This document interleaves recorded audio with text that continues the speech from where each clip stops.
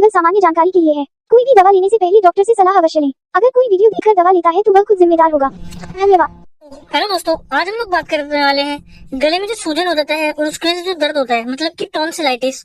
जो हमारे टॉन्सिल्स होते हैं, ठीक है, उनमें जो सूजन आ जाता है उसके लिए क्या ट्रीटमेंट दिया जाता है उसके बारे में हम लोग आज बात करेंगे। क्योंकि जो अभी जो मौसम चल रहा है वो मानसून का है, मतलब कि जो ठंड का मौसम थोड़ा सा चल रहा है, उस केस में क्या होता है, लोग जो कोल्ड ड्रिंक वगैरह पी लेते हैं, ठीक है, उस वजह से उनके जो कोल्ड वगैरह हो रहा है। और इस समय में जो पेशेंट है, मेरे पास काफी सारे पेशेंट टॉन्सिलाइटिस के आ रहे हैं, इसलिए मैं आपके लिए वीडियो बना रहा हूँ कि जो टॉन्सिलाइटिस अगर हो रहा है तो उसके लिए अपने को इस समय पे क्या ट्रीटमेंट पेशेंट को देना है। ठीक है, तो सबसे पहले अपन टॉन्सिल्स के बारे में समझ लेते हैं। ठीक है, जो हमारे जो गले का जो पीछे का हिस्सा होता है, जो यहाँ पे अपन जैसे डायग्राम में देख सकते हैं, 3 टाइप के जो टॉन्सिल्स होते हैं। ठीक है, जो पहला होता है जो फेरेंजियल टॉन्सिल्स, ठीक है, और दूसरा जो होता है पैलेटाइन टॉन्सिल्स, जो कि अपने को नॉर्मली जो दिखते हैं अपने को, ये जो बड़े बड़े जो होते हैं, ये साइज में पहले तो बड़े होते हैं, बाद में धीरे धीरे छोटे हो जाते हैं। ठीक है, उसके बाद में जो क्या है लिंगुअल टॉन्सिल्स। ठीक है, फेरेंजियल टॉन्सिल्स को एडिनोइड्स वगैरह भी बोलते हैं। ठीक है, अब ये टॉन्सिल्स का काम क्या है अपनी बॉडी में, ये जो टॉन्सिल्स होते हैं ये हमारे जो इम्यूनिटी सिस्टम होता है, प्रतिरक्षा तंत्र जो होता है, जो कि हमारे को बाकी बीमारी से बचाता है, ठीक है, तो उसका हिस्सा होते हैं। ठीक है, उसका पार्ट होते हैं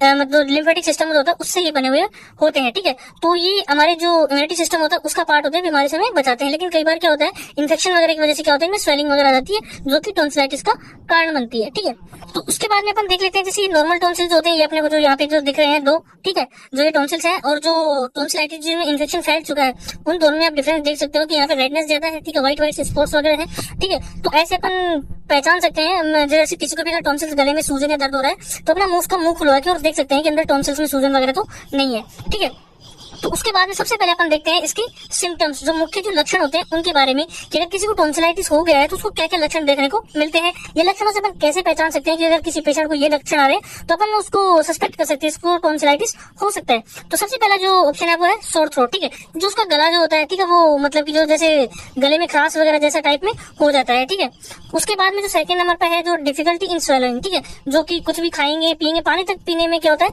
गले में दर्द होता है, मतलब कि निकलने में बहुत ज्यादा दिक्कत होती है। क्योंकि जो हमारे जो टॉन्सिल्स होते हैं वो सूज जाते हैं। जैसे अपन कुछ खाना खाते हैं, हार्ड या रोटी वगैरह खाते हैं, जैसे उसके टच होता है तो अपने को दर्द होता है, इसलिए अपने को आसानी से खाना निगल नहीं पाते हैं। ठीक है, उसके बाद में जो थर्ड नंबर पे जो सिम्टम है वो है रेड एंड स्वेलोन टॉन्सिल। ठीक है, जैसे कि अपन डायग्राम में देख सकते हैं, जो ये दोनों टॉन्सिल होते हैं इनमें स्वेलिंग मतलब सूजन आ चुकी है। टॉन्सिलाइटिस जो है इसके लास्ट में जो टिस वर्ड है उसका मतलब होता है स्वेलिंग। ठीक है, तो आप वर्ड से समझ सकते हो टॉन्सिलाइटिस मतलब टॉन्सिल्स में सूजन, और सूजन के साथ साथ ये क्या होता है, इनका जो कलर होता है वो भी रेडनेस हो चुका है। ठीक है, तो ये भी किसका सिम्टम्स है। ठीक है, उसके बाद में फोर्थ नंबर पे जो लक्षण है वो है व्हाइट और येलोइश स्पॉट। ठीक है, ये जो आप इसमें देख सकते हो टॉन्सिल में, ये डायग्राम में अच्छे से कि आपको व्हाइट व्हाइट से स्पॉट्स दिख रहे हो। ठीक है, तो कई जगह पे क्या होता है कि येलोइश कलर के भी होते हैं या फिर व्हाइट कलर के, दोनों में से किसी भी एक कलर के आपको दिख सकते हैं। उसके बाद में फीवर एंड हेडेक। ठीक है, जब ये टॉन्सिल्स में स्वेलिंग आ रही है तो इसकी दर्द की वजह से क्या होता है, कई बार अपने को सर तक दर्द होता है, और अगर ज्यादा दर्द होता है उस वजह से क्या होता है, अपने को फीवर भी आ जाता है, मतलब बुखार भी चढ़ जाता है। ठीक है, उसके बाद में 6 नंबर पे जो आता है लॉस ऑफ वॉइस। ठीक है, यहाँ पे जो स्वेलिंग अगर आ जाती है तो जैसे ही अपन बोलने की कोशिश करते हैं तो वो पेन होने लगता है, इसलिए मतलब कि अपने को बोला भी नहीं जाता है, तो इसलिए इसका भी ये भी एक सिम्टम हो सकता है कि लॉस ऑफ वॉइस अगर ज्यादा सीवियर कंडीशन है तो उसमें पेशेंट को क्या होता है, बोलने में भी नहीं आता, बोलने में परेशानी होती है। ठीक है, तो ये सारे जो लक्षण होते हैं वो टॉन्सिलाइटिस के अपन देख सकते हैं। उसके बाद में इसके कोजेस में अपन बात करते हैं कि आखिर टॉन्सिलाइटिस होता किस वजह से है। तो पहला तो है ये वायरल इन्फेक्शन, जैसे अपने को जो फ्लू हो गया, कोल्ड हो गया, ठीक है, कॉमन कोल्ड वगैरह, तो इन सभी के केसेस में जो वायरस की वजह से जो अपने को जुकाम वगैरह होती है वो वायरस की वजह से होती है, तो उस केस में अपने को जो इन्फेक्शन हो जाता है तो उसकी वजह से भी अपने को टॉन्सिलाइटिस हो सकता है। दूसरा है बैक्टीरियल इन्फेक्शन, जो कि ए ग्रुप का जो स्ट्रेप्टोकोकस होते हैं उनकी वजह से अपने को यहाँ पे क्या हो सकता है, इन्फेक्शन फैल सकता है। ठीक है, जो कि ठंड के मौसम में ज्यादा फैलने के चांसेस ज्यादा रहते हैं। जो अभी क्या होता है, बारिश का मौसम चल रहा है, लोग इसमें जो कोल्ड ड्रिंक वगैरह पीते हैं तो उस वजह से ये प्रॉब्लम देखने को ज्यादा मिल रही है। हमारे पास बहुत ज्यादा पेशेंट ऐसे क्लिनिक पे आ रहे हैं। ठीक है, तो ये भी एक इसका कारण हो सकता है। अदर कोजेस में एक तो जो फंगल इन्फेक्शन हो सकता है, जैसे मुंह में छाले वगैरह हो जाते हैं ना, उस वजह से अगर जो फंगल इन्फेक्शन वगैरह हो गया है, कैंडिडियासिस वगैरह, तो उस वजह से भी बहुत ही रेयर चांसेस में लेकिन ऐसा होता है, तो उस वजह से भी ये टॉन्सिलाइटिस या मतलब कि टॉन्सिल्स में सूजन आ सकता है। तो इसके जो मेन जो रीजन है, मेन जो कोजेस है वो वायरस की वजह से वायरल इन्फेक्शन हो सकता है या फिर बैक्टीरियल इन्फेक्शन हो सकता है, अदर कोजेस तीनों किसी भी कारण से हो सकता है। लेकिन अब इसकी जो मेन जो बात आती है वो है ट्रीटमेंट की, कि जो इस समय अपने को क्या बेस्ट से बेस्ट ट्रीटमेंट देना है कि एक ही बार में पेशेंट क्या होता है वो ठीक हो जाए। क्योंकि अपन क्लिनिक पे काम करते हैं, हॉस्पिटल पे पेशेंट को फॉलोअप के लिए बुलाया जा सकता है, लेकिन क्लिनिक पे अपन कोशिश करते हैं कि पेशेंट को सिर्फ एक ही बार में ठीक किया जाए। तो उसके लिए अपन यहाँ पे अगर बात करने वाले हैं तो जैसे अपने पास जो अगर कोई पेशेंट आ रहा है उसको बहुत ज्यादा अगर पेन हो रहा हो, ठीक है, खाना निकलने में भी अगर प्रॉब्लम आ रही है, बहुत ज्यादा दर्द हो रहा है, तो उसको दर्द को कम करने के लिए, एक्यूट पेन को कम करने के लिए अपने को इंजेक्शन यूज करना पड़ेगा, डिक्लोटाल 3 ml। ठीक है, इस इंजेक्शन को अपन क्या करेंगे, पेशेंट को IM रूट के थ्रू लगाएंगे, जिससे उसका उसका 15 से 20 मिनट के अंदर क्या होगा, दर्द बिल्कुल खत्म हो जाए, तो वो आसानी से खाना वाना थोड़ा बहुत खा सकता है, हल्का फुल्का जो सॉफ्ट खाना जो होता है वो खा सकता है, ठीक है, उसको दर्द नहीं होगा। उसके बाद में अगर उसको इन्फेक्शन ज्यादा फैल रहा है तो उसको खत्म करने के लिए अपने को आईवी रूट से जो एंटीबायोटिक होती है वो देनी पड़ती है, क्योंकि ओरल रूट से एंटीबायोटिक थोड़ा स्लो काम करती है। आईवी रूट से अगर अपन देते हैं तो वो डायरेक्ट ब्लड में जाती है और सीधा मतलब कि ऑनसेट ऑफ एक्शन, मतलब कि वो सीधा अपना काम करती है, 100% उसकी बायो अवेलेबिलिटी होती है, 100% उसका एक्शन मिलता है।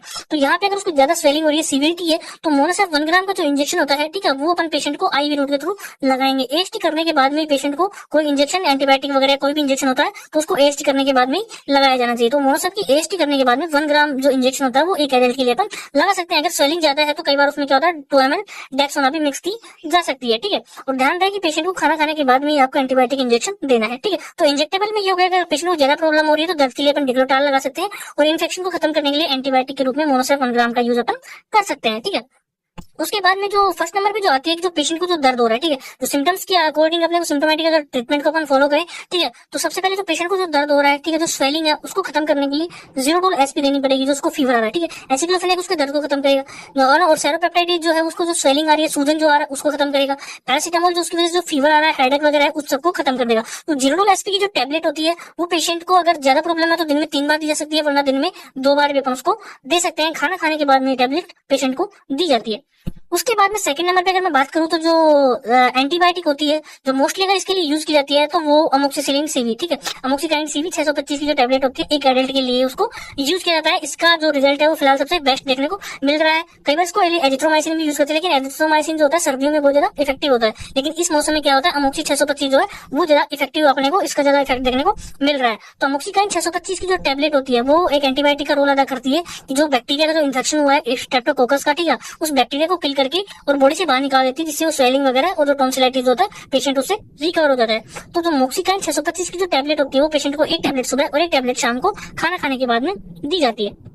उसके बाद में अपन बात करते हैं कि जो टेबलेट है मोन्टेक एलसी, ठीक है, मोन्टेलकास्ट एलसी टेबलेट की क्यों जरूरत पड़ती है, क्योंकि अपने को एंटी हिस्टामिनिक देने की जरूरत पड़ती है, क्योंकि जो पेशेंट को जो कोल्ड है, कई बार क्या होता है जैसे जुकाम वगैरह हो रही है, गला बैठा हो, उसका गला बोला नहीं जा रहा है, ठीक है, तो उसके लिए अपने को एंटी हिस्टामिनिक देने की जरूरत है। कई बार होता है उसको रनी नोज वाली प्रॉब्लम भी हो सकती है, तो अगर किसी को टॉन्सिलाइटिस हुआ है तो उसके अंदर आपको एंटी हिस्टामिनिक देना चाहिए, बहुत ज्यादा जरूरत है, उससे पेशेंट बहुत जल्दी रिकवर हो जाएगा, ठीक है। तो मोन्टेक एलसी की जो टेबलेट होती है मोन्टेलकास्ट लिवोसिट्राजिन, वो अगर अपन पेशेंट को देंगे तो एक टेबलेट सुबह और एक टेबलेट शाम को, ठीक है, दिन में 2 बार देंगे खाना खाने के बाद में, वो टैबलेट्स के साथ में अपन दे सकते हैं, ठीक है।